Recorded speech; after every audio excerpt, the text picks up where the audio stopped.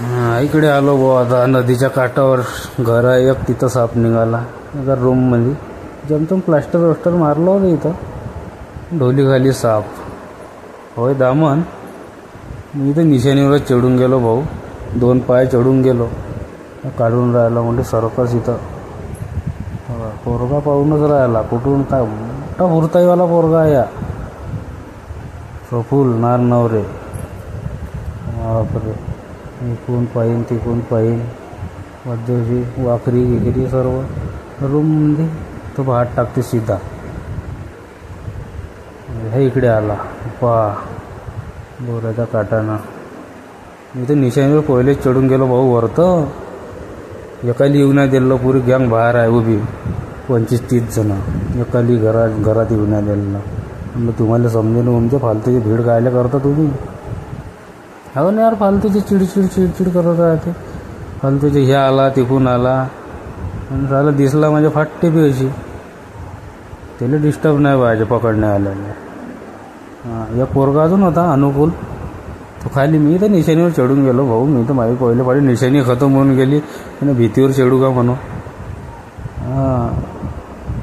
आता काढते भाऊ. तुफान दामन आहे पहा. अरे बापा जोरदार आहे भाऊ. भांडीने घेऊन ते पकडली आहे ना. दरवाजा लावून दिला होता म्हणा आम्ही. ह्या भाया अनुकूल होय. ह्या याची मदत करते बिचारा. ते उचलणं म्हणजे याच्या हाताखाली. मला तर बेवस लावून गेलो. मी तो पहिलेच निशाणीवर होऊन गेलो वरतं. पाहायचं भाऊ इकडे नको आणू. कुठं चढायला लावतो. माझी निशाणी खतम होऊन गेली इकडे. पहा स्टिक देणार आहे अनुकूल त्याला. दरवाजा खोलला भाऊ त्यानं. खोलला पुरताईवाला राहते दामन. वयते सडसड बिलकुल. झरणार ना त्याच्यामध्ये. झरी लागी नाही आहे पण तरी आपण डसला बी तर फक्त चावा जास्त जोरात घेते तो. तरी दवाखान्यात जायची कोशिश करायची. पण अशी काही काळजी नाही याचीवाली. झर काही राहत नाही याच्यात तेवढं. फक्त ह्या डसते जोऱ्यात. झरीला नाही आहे. त्याला म्हणते दामन. आणि या सगळ्यात लंबी राहते. फुरताई ना पळते बी खूप जोरात. पहा किती फुरताई आहे त्याच्या.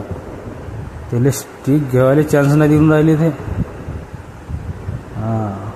पहा स्टिक घेणार आहे ते प्रवीर. तो शांत करायची कोशिश करून राहिले पण काही फुरताईची राहते भाऊ द्या आपण.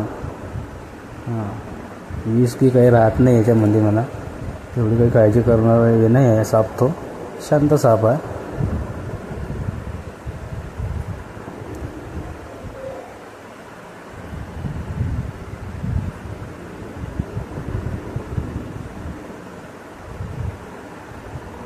भेव तर सर्वायलाच लागते म्हणा. मली भेव लागलं म्हणून मी निशाणीवर चाललो. निशाणी खतम होऊन गेली यार भाऊ. इकडे बी मावली. आता झाला तो थोडंसं सायलेंट. बाहेर तर मस्त लोक दंडे घेऊन आहे.